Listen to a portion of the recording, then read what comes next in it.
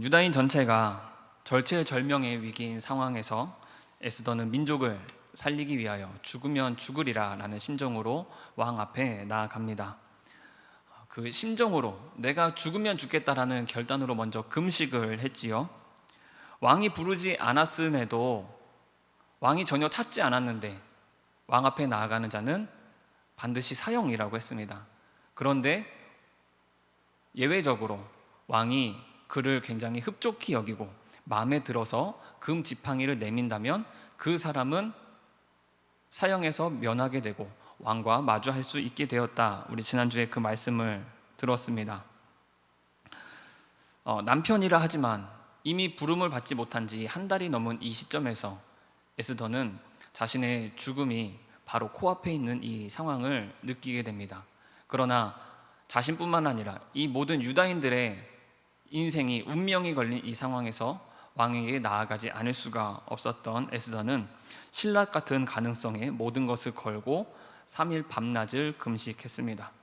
시녀와 함께 금식했을 뿐만 아니라 모르드게와 수산성에 거주하는 모든 유다인들에게 금식을 요청하였지요. 우리 에스더 성경 안에 나오지는 않지만 모르드게와 모든 유다인들이 금식했을 것은 두말할 나위가 없습니다. 5장 1절입니다. 제3일에 에스더가 왕후의 예복을 입고 왕궁 안뜰 곧 어전 맞은편에 서니, 금식한 지 3일째 되는 날에 왕후의 예복을 입고 드디어 아하수에로 왕 앞에 나아갔습니다. 얼마나 떨렸을까요? 심장이 마구 두근두근 거리고, 두근두근이 아니죠, 쿵쾅거리면서 그 심장 뛰는 소리가 내 귀에 들리지 않았겠습니까? 입이 바짝 마르고 주위에 아무것도 보이지 않고 곧 조금이라도 손을 대면 쓰러질 것 같은, 내가 지금 여기서 무엇을 하고 있는지조차 인식이 되지 않을 만큼 너무나 떨리고 두려운 순간이었을 것입니다. 여러분들은 그런 경험이 있으신지 모르겠습니다. 사실 우리가 살면서 그런 경험을 겪기는 참 쉽지 않지요. 어떤 절체절명의 순간, 이 앞으로 내가 죽음이 아니면 삶의 기로에 서게 되는, 내가 과연 이 다음에 어떻게 될까? 이 짧은 순간 다음에 내 인생이 어떻게 변할 것인가? 좀처럼 경험하기 쉽지 않은 일이기는 합니다. 제가 곰곰이 생각해 봤는데 우리가 그나마 좀 겪을 수 있는 이런 심장이 쿵쾅거리고 입이 바짝 마르는 경험은 보통 우리가 합격 발표를 기다리는 순간이 아닌가. 대학이나 직장이나 내가 기대하고 고대하며 합격하기를 간절히 바라고 수많은 시간 동안 노력했던 그 결과가 이제 내 눈앞에 곧 있으면 나타날 때, 그런 경험이 있지 않은가. 저도 그랬거든요. 제가 19살에 수능을 보고 이제 신학대학교 장신대에 입학 지원서를 넣었습니다. 저는 다른 학교 아무 데도 넣지 않았습니다. 신학교를 갈 때도, 신학대학교를 갈 때도 그랬고 신대원을 갈 때도 그랬어요. 이제 거기 떨어지면은 앞으로는 이제 재수밖에 없는 거죠. 다시 1년을 준비해야 되는 그런 상황이었는데, 대학교 때는 그때 전화로 했습니다. 전화로 번호를 눌러서 저희 합격 발표 여부를 확인했고요. 신대원 때는 인터넷으로 검색을 했습니다. 그 상담사가 이제 학교 직원이지요. 예, 잠깐만요. 수험 번호가 어떻게 된다고요? 하고 이제 잠시만 기다리세요. 그 짧은 시간. 신대원 합격 여부를 확인할 때는 제 수험 번호를 입력하고 엔터를 누르고, 그 짧은 순간 얼마나 떨렸는지 모릅니다. 다시는 사실 인생에서 별로 오지 않았으면 하는 그런 경험이죠. 그런데 여러분, 에스더는 오죽했겠습니까? 학교에서 붙고 떨어지고의 문제가 아니라 내가 직장에 혹은 자격증이나 임용고시라든지 어떤 고시에 붙고 떨어지고의 문제가 아니라 나의 삶이 달리고 우리 모든 유다인의 운명이 걸려있는 이 순간, 아하수에로가 저 앞에 있는데 그 앞에 나아가 섰을 때 그 마음이 얼마나 두려웠겠습니까? 아하수에로의 얼굴만 이렇게 뚫어져라 봤을 거예요. 그 얼굴 표정에서 뭔가 자신의 미래를 가늠할 수 있지 않겠습니까? 얼굴에 환한 미소가 그려진다면 자신은 살게 되는 것이고, 미간이 찌푸려지거나 얼굴이 일그러지면 나는 바로 그 형장의 이슬로 사라지게 되는 것입니다. 2절입니다. 그 긴장의 순간에 어떻게 되었습니까? 왕후 에스더가 뜰에 선 것을 본즉 매우 사랑스러움으로 손에 잡았던 금규를 그에게 내미니 에스더가 가까이 가서 금규 끝을 만진지라. 아하수에로 왕이 에스더를 어떻게 바라보았습니까? 매우 사랑했다. 너무너무 사랑스러웠다. 그 애정이 듬뿍 담긴, 정말 당신 없이 난 하루도 살 수가 없어라는 그 마음으로 에스더를, 자신의 아내를 바라보았다라는 것이죠. 얼마나 사랑스러웠으면 당신의 요구가 무엇이냐, 내가 나라의 절반이라도 주겠다 라고 표현합니다. 근데 이게 헛말이 아니라 그냥 잠깐 감정에 치우쳐서 나온 말이 아니라, 에스더가 잔치를 베풀지 않습니까? 제가 왕을 위하여 또 하만을 위하여 잔치를 베풀겠습니다. 잔치에 황급히 빨리 하만 오라고 해서 잔치에 참여하죠. 그 잔치에 막 놀고 있는데, 즐기고 있는데 또 이야기합니다. 아내여, 나의 왕후 에스더, 당신의 요구가 무엇이냐? 내 나라의 절반이라도 당신에게 주겠다. 기적과도 같은 일이, 한 달 동안 찾지 않았던, 이제는 나를 버렸나 보다, 이젠 나에게서 마음이 떠났나 보다 라고 생각했던 아하수에로 왕의 마음에 에스더밖에 없었던 것입니다. 여러분, 집중해서 보았으면 하는 구절이 2절입니다. 방금 읽었지요. 왕후 에스더가 뜰에 선 것을 본즉 매우 사랑스러움으로. 이 단어에 좀 집중해 보았으면 좋겠습니다. 매우 사랑스러움으로, 이 구절의 단어를, 히브리어 원문을 보게 되면 hen이라고 있습니다. hen이라는 단어가 있는데, 이 단어는 은혜를 입다라는 의미입니다. 이 단어가 써져 있는 여러 본문들을 찾아보잖아요. 그럼 다 모두 은혜를 입었다라고 우리 성경에 기록이 되어 있습니다. 대표적으로 창세기 9장에 보면 노아가 하나님께 은혜를 입었다라고 말씀하고 있고요. 또한 창세기 6장 8절에 노아가 하나님의 은혜를 입었다라고 나오고, 19장 19절에도 롯이 아브라함의 조카 아닙니까? 롯이 그 하나님의 사람을 만났는데 그때도 롯이 주의 종께 은혜를 입었다. 그때 이 단어가 hen이라는 것이지요. 은혜를 입었다, hen이라는 단어가 지금 우리 에스더 5장 2절에서는 매우 사랑스러움으로 라고 표현이 되어 있습니다. 그럼 우리는 다시 이 말씀을 해석할 수 있습니다. 지금 아하수에로 왕이 에스더를 바라보는데 그녀가 너무나 사랑스러웠다라는 이 말씀이 무슨 뜻이라는 거예요? 하나님께서 은혜를 입히시어서, 하나님께서 에스더에게 은혜를 입혀주셔서 그녀가 매우 사랑스러워 보이도록 아하수에로의 마음을 주장하셨다라는 것입니다.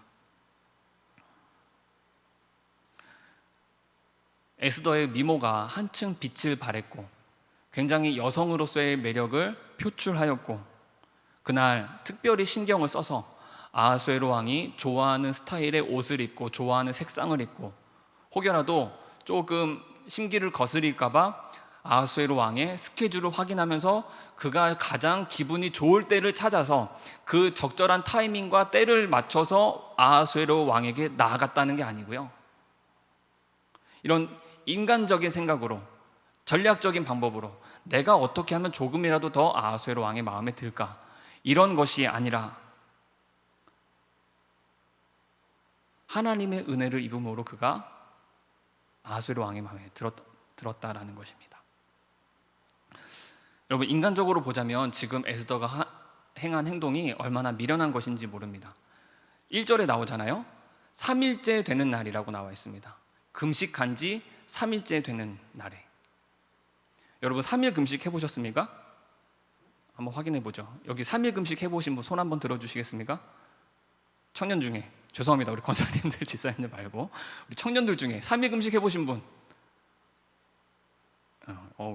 소수 있네요. 저도 딱 한 번 해봤는데 정말 힘듭니다. 여러분, 한 끼만 굶어도 힘들지 않아요? 여러분, 하루 굶어본 적 있습니까? 하루만 굶어도 우리 좋아하는 음식들이 머릿속에 막 떠오르지 않아요? 저는 순댓국 이런 거 좋아하거든요. 순댓국, 부대찌개, 회덮밥 이런 게 막 머릿속에 떠오르면서 먹고 싶다. 지나가는 모든 것들, 내 눈에 보이는 모든 것들이 다 먹고 싶죠. 3일 금식한다면 여러분, 혈색이 달라집니다. 피로가 눈에 보입니다. 아하수에로 왕이 한 달 동안 만나주지 않았어요. 그런데 그 나의 남편의 마음에 들어야 돼요. 가장 최상의 컨디션으로 그 앞에 나아가야 되지 않겠습니까? 3일 금식했어요. 그러면 좋아, 3일 금식했잖아요. 그럼 금식했으니까 하나님께서 나의 기도를 받으셨겠지 하고 다시 좀 정돈해서 보호식도 좀 하고, 3일 동안 금식하면 속이 많이 아프거든요. 죽을 먹어야 돼요.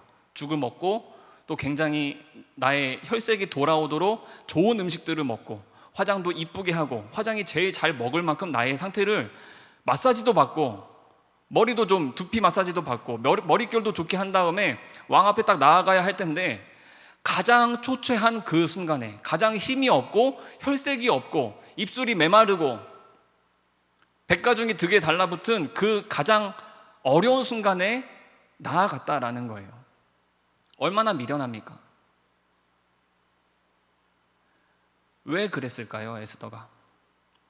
가장 힘든 그 시기, 그 순간에 왜 나아갔을까요? 에스더는 아하수에로 왕 앞에 나아간 것이 아니라 하나님께 나아갔기 때문입니다. 나의 생사 여탈권을 가지고 있는 아하수에로 왕에게 잘 보이기 위하여서 그 대궐 문 앞에 선 것이 아니라, 그 전 세계를 주름잡는 페르시아 대제국의 1인자인 아하수에로 왕에게 잘 보이기 위하여 그 앞에 나아간 게 아니라, 하늘을 지으시고 온 세상의 만왕의 왕이시요 만군의 주인이신 아하수에로 왕보다 더 뛰어난 우리 하나님 앞에 그 순간 나아갔던 거예요. 3일째 금식을 하고 이 기도의 응답은 이 순간 이루어져야 된다라는 것이지요. 내 3일 기도의 3일 금식의 기도는 내가 지금 이 순간 하나님 앞에 금식했기 때문에 하나님께 응답받기 위하여 아하수에로 왕이 눈에 보인 것이 아니라 그 너머에 계신, 저 하늘에 계신 하나님을 향하여서 한 걸음 한 걸음 나아갔다라는 것입니다.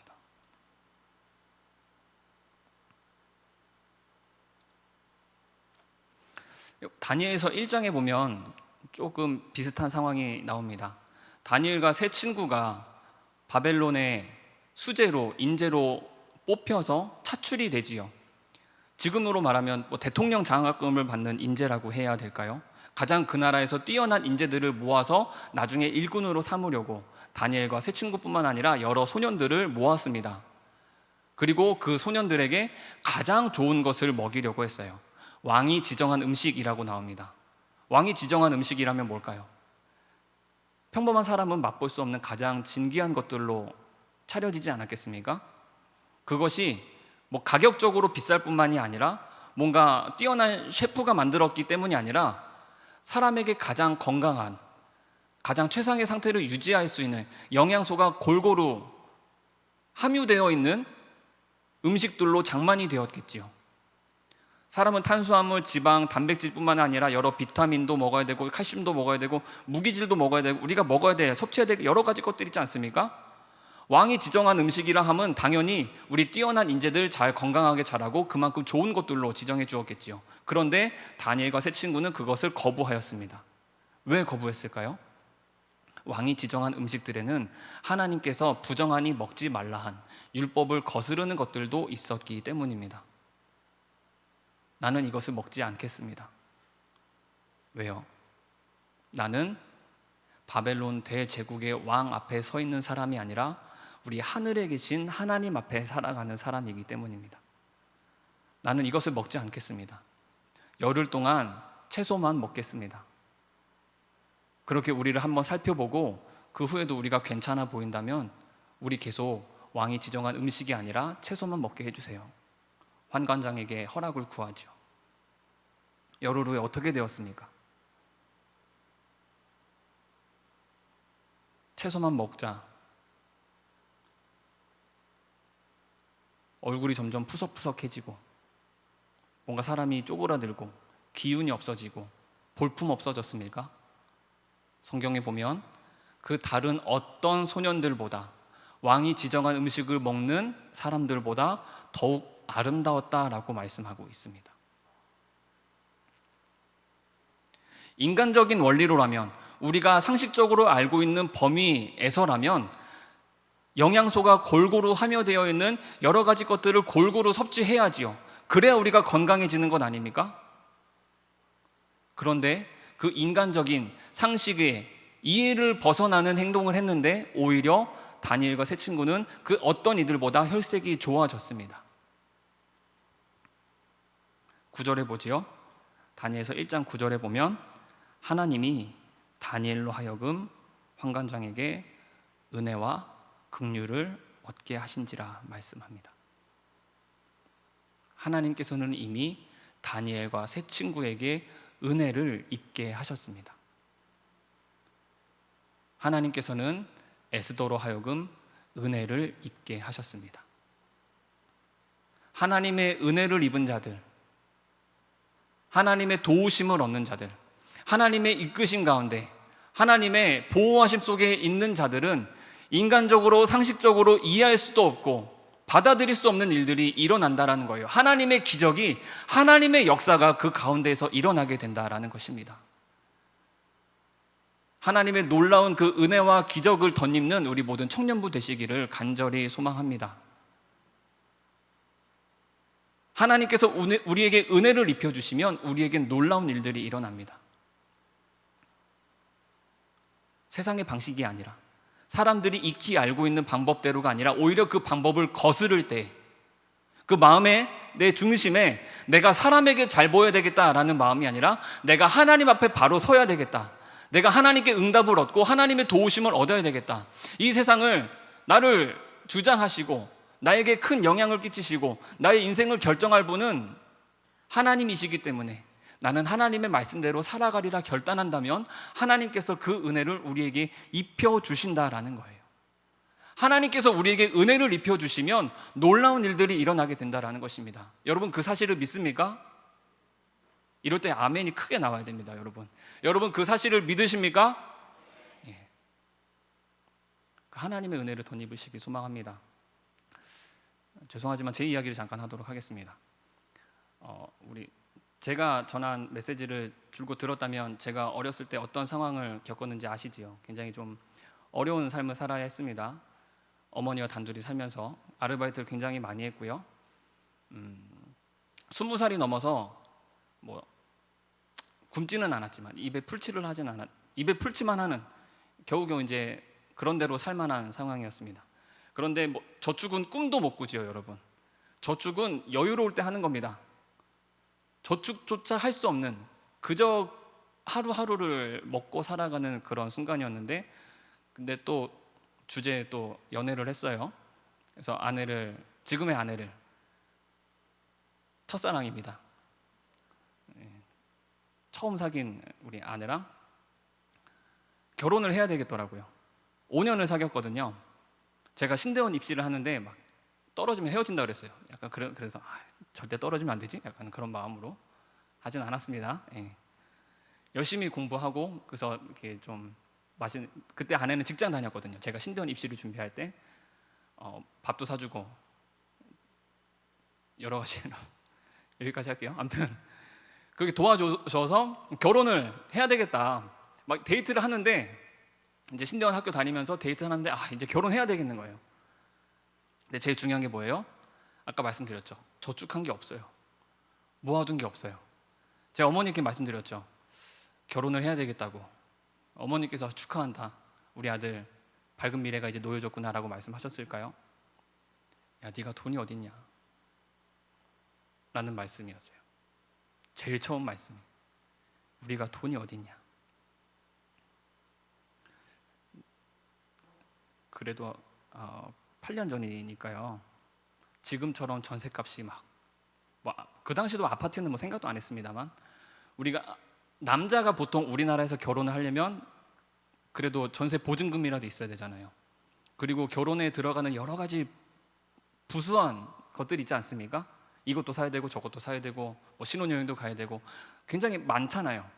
그 모든 것들을 하기 위해서 그래도 어느 정도 일정 이상의 목돈이 필요한데 이게 없는 거예요.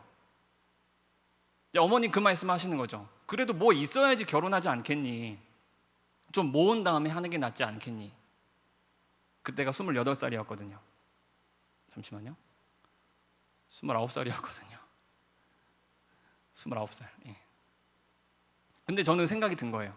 아니, 제 전도사 수입이 뻔하지 않습니까, 여러분? 교회 구조를 아시는 분들은 아시겠지만 풀타임이라고 하죠. 교회에서 이렇게 오래 근무하는 사람과 주일에만 사역하는 사람은 당연히 그 사례가 다를 수밖에 없죠. 근데 결혼을 하지 않으면 사실 교회에선 풀타임이 힘들어요. 여러 가지 조건으로 따졌을 때. 결혼을 하지 않았는데, 그렇다면 사례비는 적을 수밖에 없는데 그거 언제 모아서 언제 결혼하나 라는 생각을 하면서 동시에 저는 무슨 생각을 했냐, 지금까지 하나님께서 나의 아버지가 되어주셨는데 전 아버지가 없었어요. 아버지께서 단 한순간도 저를 위해 뭘 해주신 적이 없습니다. 그런데 하나님께서 저희 아버지가 되어주셨거든요. 우리 하나님 아버지가 사랑하는 아들 현준이가 결혼하도록 도와주시지 않을까? 전 그 믿음을 가졌습니다. 저희 어머니에게 말씀드렸어요. 권사님 그렇게 믿음이 없어서 되겠습니까? 하나님이 책임져 주시겠죠. 그렇게 날짜를 잡고 지금 생략된 그 수많은 눈물 없이는 들을 수 없는 과정들이 있습니다, 여러분. 그 모든 것들을 뒤로 하고 결혼을 결심하였고 결혼식장에 들어섰고 신혼집에서 살게 되었습니다. 돈 한 푼 없던 제가 어떻게 하다 보니까 결혼하게 되고, 그 어떻게가 뭡니까? 하나님께서 은혜를 주셨어요. 하나님께서 사람을 보내주셨어요. 하나님께서 집을 구할 수 있게 해주셨어요. 여러분, 우리 하나님은 살아계십니다. 믿으십니까? 우리가 하나님 말씀대로 살아가겠다고, 내가 하나님을 바라보겠다고, 내 인간적인 형편과 상황은 어떠하든지 간에 나는 이것을 보지 않고 나를 지으시고 나를 창조하시고 나의 인생을 이끌어 가시는 하나님을 바라보겠다고 결단하고 결심하면 하나님께서는 나에게 은혜를 입혀 주시는 거예요. 하나님께서 그 믿음을 보시고 에스더와 다니엘과 세 친구와 우리 성경에 나온 그 수많은 사람들, 그리고 우리가 알고 있는 모든 신앙의 위대한 인물들은 그 하나님을 바라보았기 때문에 하나님께서 은혜를 입게 하셔서 그들이 수많은 놀라운 기적과 역사를 보게 하셨다라는 것입니다. 우리 찬양하며 기도했으면 좋겠습니다. 여러분, 하나님께서 역사하실 줄로 믿습니다. 여러분, 우리에게 은혜를 입게 하여 주실 줄로 믿습니다. 여러분, 하나님의 방법은 세상과 달라요. 하나님이 하시는 일은 우리가 감히 측량할 수도 없습니다. 그 하나님의 놀라운 위대한 지혜 가운데 우리가 깊이 빠졌으면 좋겠습니다. 우리 그런 믿음 가지고 이 시간 함께 주가 일하시길 찬양하며 기도의 자리로 나아가도록 하겠습니다.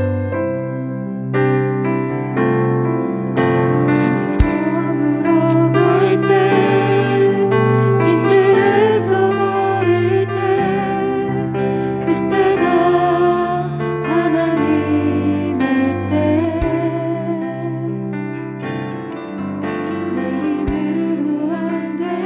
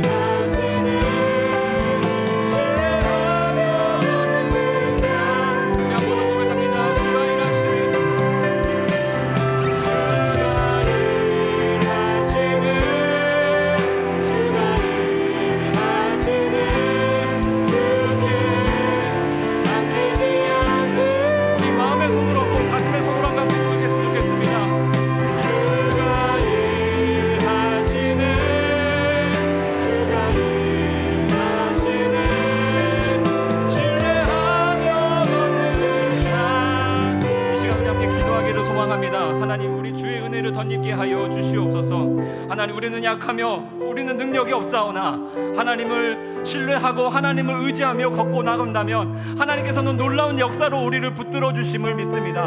하나님의 은혜는, 하나님의 지혜와 능력은 세상이 측량할 수 없고 세상이 감당할 수 없기에 우리는 이 세상을 바라보지 않고 세상 사람들의 논리대로 따르지 아니하고 오직 말씀에 의지하여 하나님을 바라보고 나아갑니다. 주여, 우리 가운데 역사하여 주옵소서.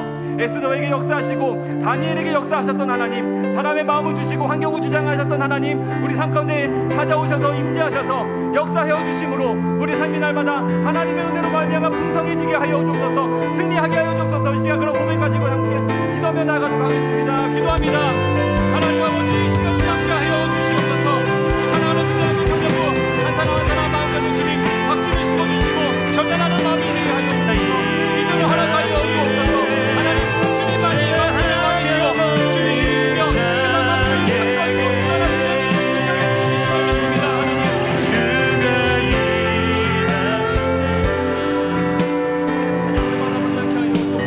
하나님을 바라보게 하여 주옵소서. 하나님, 에스더와 같은 다니엘과 같은 기적과 역사가 내 삶에 이루어질 줄 믿습니다. 하나님, 우리를 긍휼히 여겨주시고 우리 아무것도 가지지 않았으나 우리 손에 들고 있는 것이 아무것도 없사오나 하나님 말씀을 의지하여 나가는데 하나님, 우리 삶 가운데 일하여 주셔서 삶으로 말미암아 하나님의 증거되게 하여 주시고 하나님의 살아계신 온 열방 가운데 선포되게 하여 주옵소서. 하나님, 이 시간 우리 성도가 한 사람 한 사람 마음과 심령 가운데 충만하여 주시고 성령님께서 붙들어 주셔서 우리 삶은 세상의 논리가 아닌 그 성경에 나와 있는 그 말씀 한 구절 한 구절이 삶의 역사되어서 하나님, 많은 이들이 주님 우리 삶을 통하여 놀라게 하시고 그들이 깜짝 놀라 하나님을 바라보며 주님을 인정하는